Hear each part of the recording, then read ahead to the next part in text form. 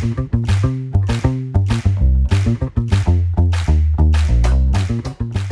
ran a pilot with a regional hospital group over 8 weeks. What problem were they trying to solve? To be honest, they had no scanning at all on Okay. site. So it's a regional hospital group down in the provinces in Ireland. They had no scanning. They had set up their own archive, Paul, hadn't they? Like they had set up Mhm. their own archive unit with the aim to try and get ahead of Ireland, the head of the HSE, the Health Service Executive, in trying to tackle some of the scanning of their patient files. So they really wanted a proof of concept to show that, one, that it was possible that they could scan on site, and that it was, achievable for for reasonable cost, reasonable outlay insofar as infrastructure and capital expenditure and so on. And so they also wanted us to train their own staff, because they had no specialist scanning staff internally. Were there any particular governance or workflow requirements that made this project a little more complex? But to be honest, this project wasn't particularly complex for us. It was very sensitive rather than complex, Right. because we weren't allowed to put the scanning infrastructure onto their own hospital network. We had to be on its own kind of standalone closed loop network, which Paul set up with the team down there.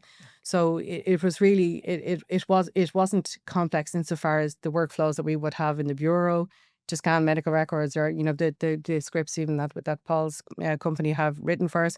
It wasn't complex in that way. It was just a huge responsibility, and very, very sensitive. So there was an awful lot of due diligence went into the contracts, and even vetting of people that we were able to bring down there and so on. So And I understand you were scanning around 5,000 documents a day. yeah. What exactly does that volume look like in operational terms? Well, it's only a very small number of boxes, to be honest. If the aim wasn't for speed. The aim was to prove that they could undertake scanning on site, teach their own staff how to scan properly. The complexities of hospital charts.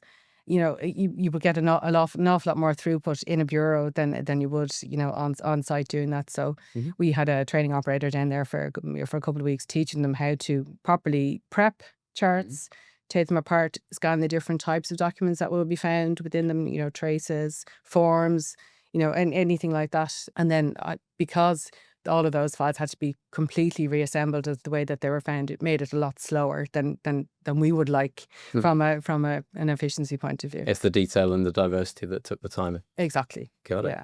And And trying to establish SOPs for them, to show them best practice of that. This is how you do. Even so far as, somebody who doesn't understand scanning of medical files, perhaps not understand even just the basic kind of housekeeping that you have to, that you have to implement when you're handling sensitive documents and putting them back together again. you initially had to staff a scanner for 8 weeks.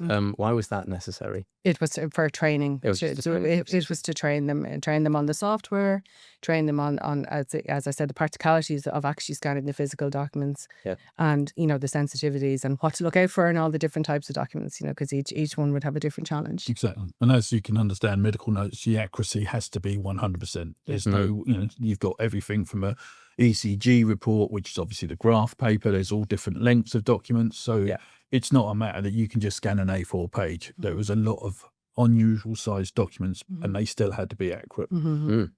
Traces particularly are very difficult. They're very important. You could be your ECG or EKG, anything like that.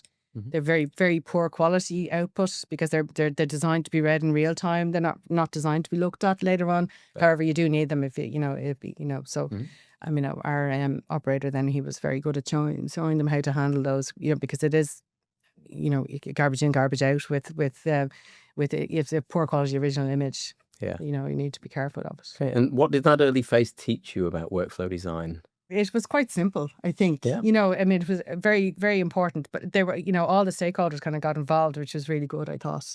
The key people were very on board with it. Do you know? So far as complex workflows, we have a lot more challenging stuff going on in the bureau that would kind of like light the fire so far as tech, but really not it didn't teach us that much apart from the handling of files. in a hospital environment, how slow it is, how onerous it is. It is, getting files from A to B and, different volumes of files, I suppose, And it sounds like the people aspect of it was obviously huge. the particularly Yes, every organization's different, every Yes. set of people's different. absolutely. So getting them on board. Every person's different, Yeah. training people that have got no knowledge in scanning whatsoever. Yeah. Mhm. It's not, as you say, an easy thing. It's especially with the medical notes, because a medical note hasn't got a lifespan. Yeah. Whatever, that's from when you're born to when you die and beyond. Mhm. So, even when you've passed away, you still need those medical notes for anything that could come back. Mhm. So sometimes you're talking of documents that are 90 years old. Yes. Wow. It's not a 5-year, 7-year financial document. It's huge.